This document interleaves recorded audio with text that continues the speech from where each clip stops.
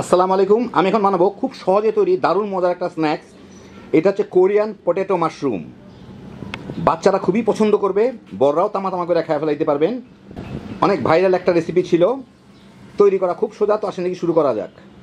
আমি এখানে দুইটা আলু সিদ্ধ করে নিব। এগুলো প্রায় আধা কেজি। আমি মাঝখান থেকে কেটে সিদ্ধ করবো। আপনারা যে কোনোভাবে সিদ্ধ করতে পারেন, ছিলে সিদ্ধ করতে পারেন, ছিলা ছাড়া যে কোনোভাবেই সিদ্ধ করে নিতে পারেন। তো আমি এগুলোকে এইভাবে কেটে সিদ্ধ করে নিব, সিদ্ধ করে নিব। আলুগুলাকে সিদ্ধর পরে ছিলে ভালো মতো একদম নরম করে, একদম মিহি করে ভর্তা করে নিতে হবে। একদম মিহি করে, কোনো দানা যাতে না থাকে।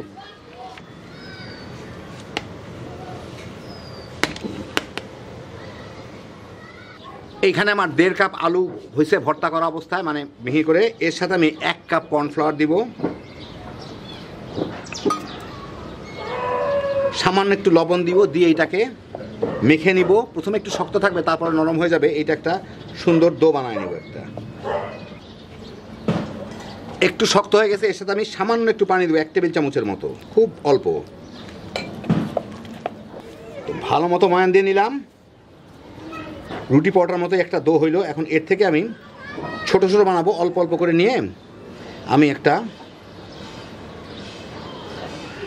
গোল করে একটা বলের মতো বানায় নেই, সুন্দর যাতে স্মুথ হয়। হইল। এখন এর উপরে আমি একটাই ধরনের বোতল দিয়ে, এই যে দেখেন, একটু গর্ত করে দিব, দিয়ে এই হয়ে গেল আমার মাশরুম।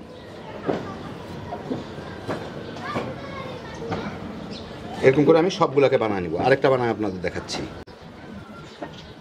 খুব বেশি না, ছোট ছোট হইলে ভাল লাগে খাইতে। বোতল নিয়ে মুখটা দিয়ে টিপে চাপ দিয়ে বাইর করে নিলেই হইল। তো আমার হয়ে গেল এতগুলা। এখন আমি একটা সসপ্যানে কিছু পানি গরম করে এইগুলাকে দিয়ে আমি সিদ্ধ করে নিব। একটু সাবধানে দিয়ে দিতে হবে।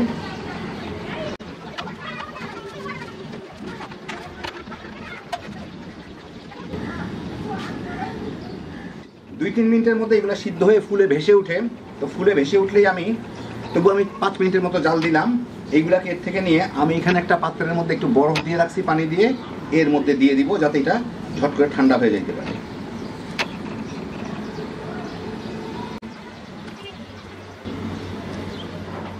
আমি এখন চুলায় 2 টেবিল চামচ তেল গরম করে তার মধ্যে 3 কোয়া রসুন কুচি কুচি রাখছি। ওইগুলো আমি একটু হালকা ভেজে নিব। আমি মাঝারি আছে ভাজতেছি।